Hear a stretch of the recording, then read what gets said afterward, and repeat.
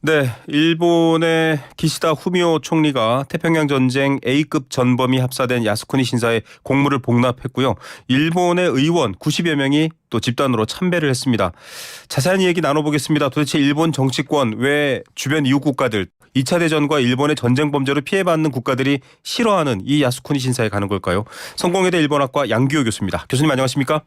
네, 안녕하세요. 네, 일단 우리 정부 또 여당 야당 뭐 다 정치권이 강력하게 항의했습니다. 이 야스쿠니 신사에 일본 정치인들이 가는 배경 뭐라고 보십니까? 예, 이것은 이제 기본적으로는 이게 청일전쟁 때부터 지난 1945년에 일본이 패전한 태평양 전쟁 이르기까지 약 246만 명의 이 전범들이 아까 군인들이 합사된 곳이거든요. 예. 그런데 문제는 뭐냐면 여기에 그 2차 대전을 주도했던 A급 전범 14명이 거기 네. 위패가 합사되어 있다는 겁니다. 네.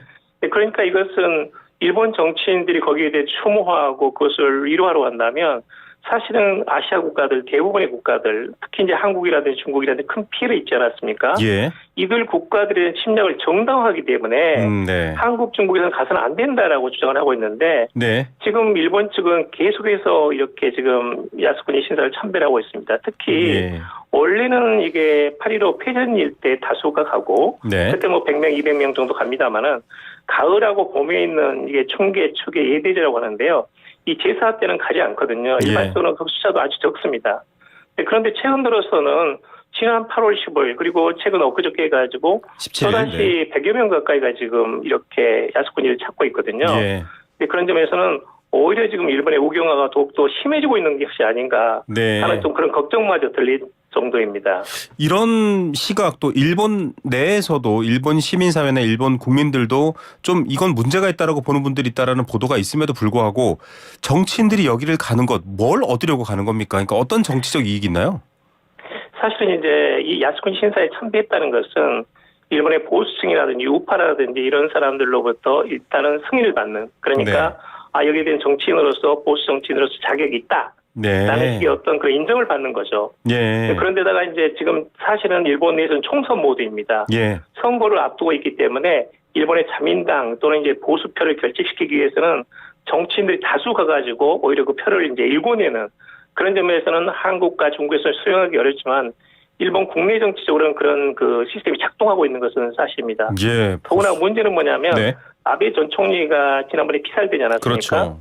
그리고 나서는 지금 아베 이후에 이런 그 우파들을 이끌어갈 어떤 중심이 부족한 상태거든요. 네네.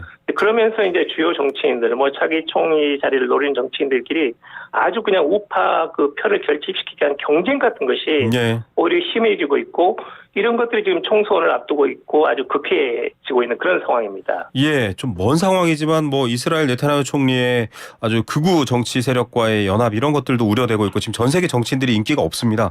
그런 그렇습니다. 상황에서 보수의 세력을 좀 얻고자 하는 의도다 이렇게까지 말씀해 주셨는데 지금 네. 북한도 강한 유감 성명을 냈고요. 뭐 공격적인 성명을 냈습니다. 그리고 중국도 마찬가지고 우리 정부 외교부도 마찬가지였는데 여기서 걱정되는 바가 군국주의 미화나 혹은 지금 일본이 다시 재무장하려고 하는 것 아닌가. 즉 태평양 전쟁 당시의 그 침략을 미화한다면 다시 일본이 그때처럼 군사 대국이 되고 언제든 침략도 가능할 만한 큰 나라가 군사적으로 큰 나라가 되려는 것 아니냐라는 의심입니다. 그렇게 의심할 만한가요?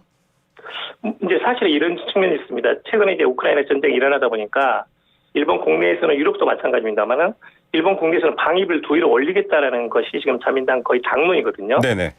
그러다 보니까 현실적으로 일본의 지금 방위비가 앞으로 5년 이내에는 거의 2배로 가는 그러니까 지금 한국과 일본의 방위가 큰 차이가 없는데 5년 뒤에는 일본이 압도적으로 그 방위비가 한국의 국방비를 추월하는 사태가 있을 수가 있습니다. 네. 그런데다가 지금은 이제 한미일 안보협력 또는 대만 사태라든지 이런 인도태평양 전략 같은 것이 겹쳐지면서 지금 한국 정부도 여기에 적극적으로 동조하면서 네. 여기에 북한, 중국, 러시아가 지금 굉장히 그 심화되고 있는 그런 양상이거든요. 그렇죠.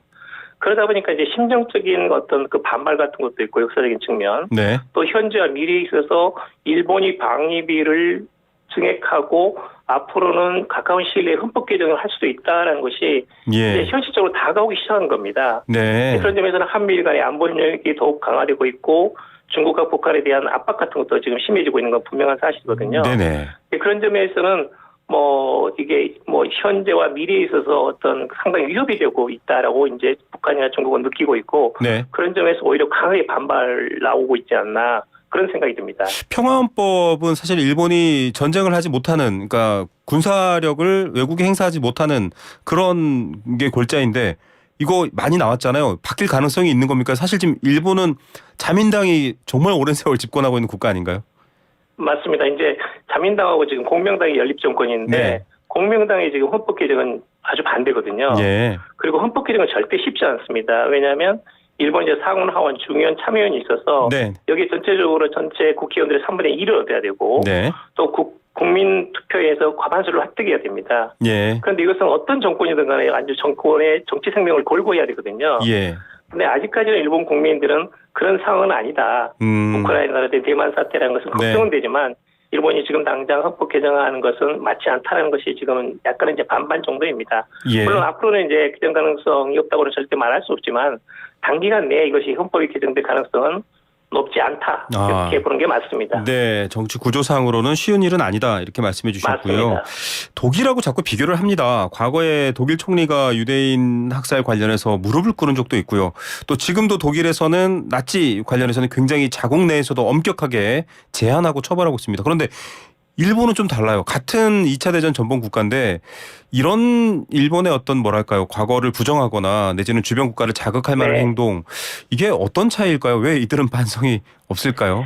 사실 이제 여러 가지 배경을 들 수가 있는데 원래 이제 2차 세계대전 일으킨 게 독일이고 이제 나치였거든요. 네.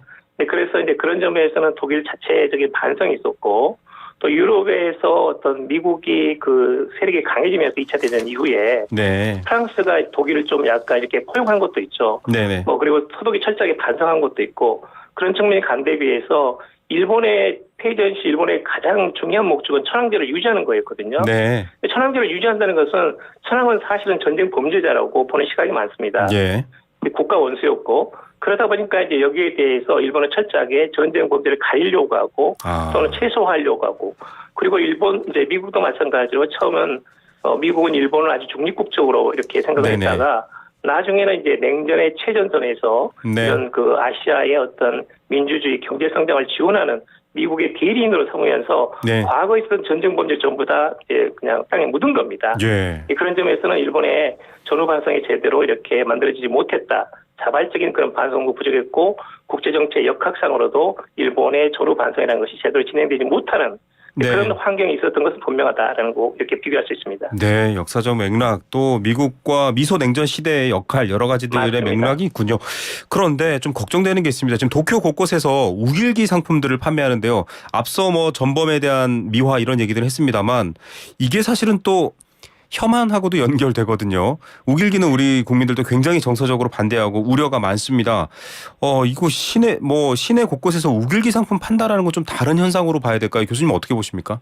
우길기 사태에 대해서는 예전에 먼저 스포츠 같은 게임에서도 우리가 굉장히 반발한 경우가 있었고 또 몇몇 연예인들은 그걸로 인해 가지고 여러 가지 좀 논란도 있었거든요. 네네. 그런데 사실은 이제 우길기 자체는 일본의 제국 해군 2차 대전 때 아시아를 침략했던 제국 해군의 공식 깃발입니다. 해군 깃발이군요. 네. 맞습니다. 이건 침략과 아주 밀접하게 연관이 되어 있어요. 네. 근데 동시에 이제 일본으로서는 이건 전통 문양이다. 그러니까 이제 빨간색, 하얀색, 빨간색, 하얀색 이렇게 반복되는 이런 것들은 일본에 이제 좋은 일이 있을 경우에나 또는 경축일이거나 아니면 동네에서 그런 일이 있을 때 쓰는 일반적인 그 에도 시대부터 써왔던 문양이다 이렇게 강조를 하고 있거든요. 네.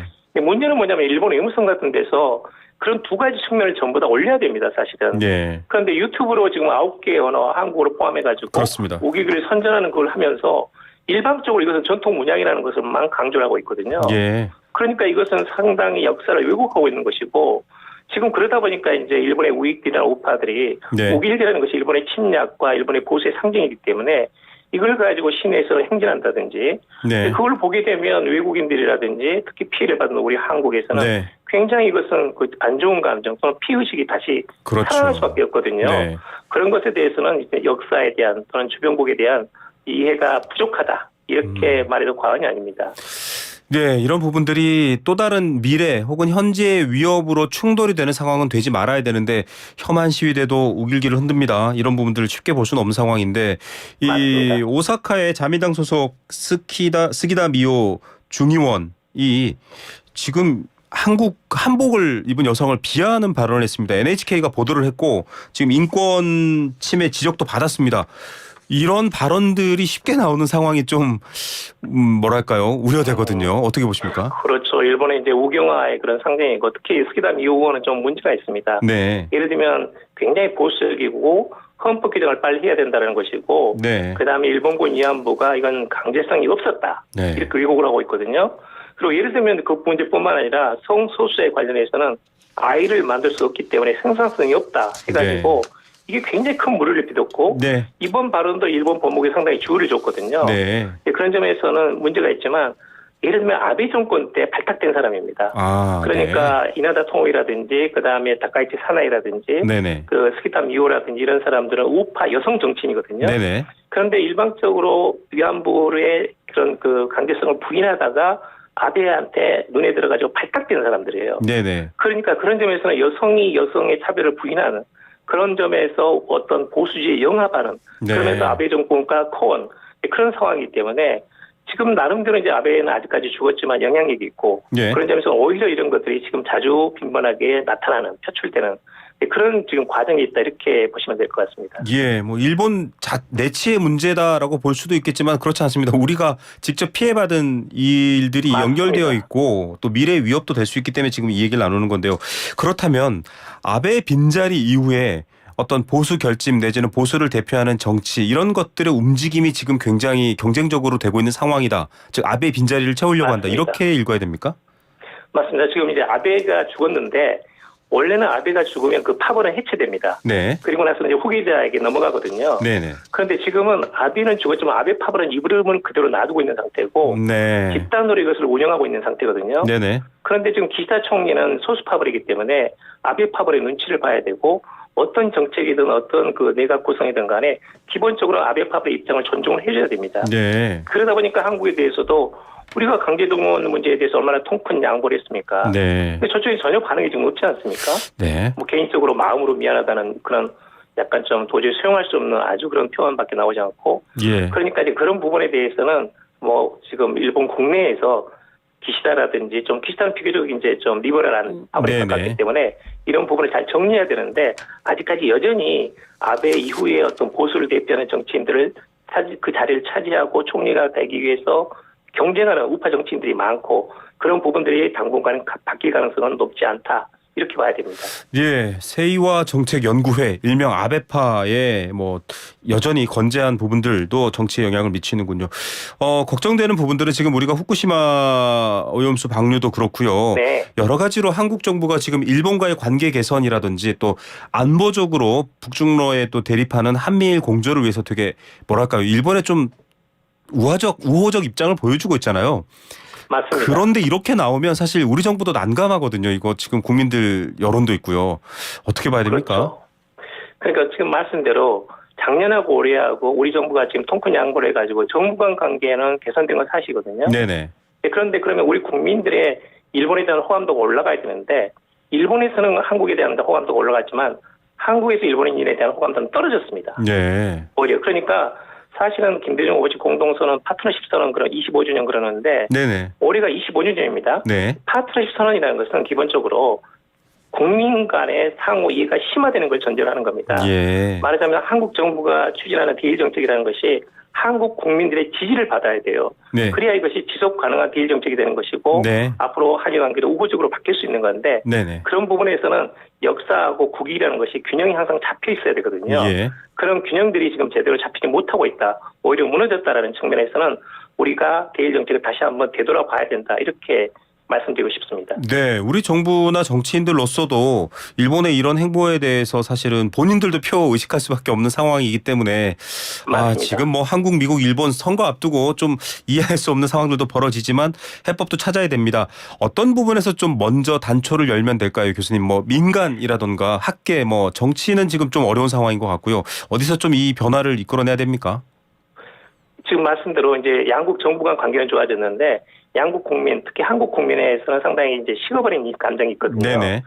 그런 부분에서는 한일 관계가 정부 관계가 개선됐다고 해서 구체적으로 양국 청소년 또는 양국의 어떤 시민사회가 오히려 긍정적인 측면으로 상당히 네. 협력이 심화되고 있다는 것을 네. 사실적으로 보여줘야 됩니다. 네. 그것은 이벤트이기도 하고 어떤 뭐 상징이기도 하고 네. 예를 들면 사도광산 문제도 일본 측이 양보할 수 있거든요. 그렇죠. 그런 부분에서 구체적인 어떤 성과를 내야 우리 국민이 체감할 수 있지 오염수에다가 사도광산에다가 통큰 양보 강제동원에다가 우리는 주기만 하고 받지는 못하는 네. 그런 점에서 우리 국민이 공감할 수도 없거든요. 예. 그러니까 우리 적어도 우리 국민이 체감할 수 있는 우리 국익 측면에서 우리가 많은 그래도 일본 측이 양보했다는 것이 나올 수 있는 네. 그런 어떤 그 상징을 또는 이제 그런 어떤 현상들 자꾸 만들어 나가야 됩니다. 네. 그런 게 부족해요 지금은. 예. 아픈 역사를 딛고 가장 가까운 또 가장 든든한 이웃이 될 수 있을까요? 그 미래는 결국 국민들 또 정치의 손에 달려 있는데 계속 지켜봐야 될 것 같습니다. 교수님 오늘 말씀 여기까지 듣겠습니다. 감사합니다. 네, 감사합니다. 네, 성공회대 1번학과 양기호 교수였습니다.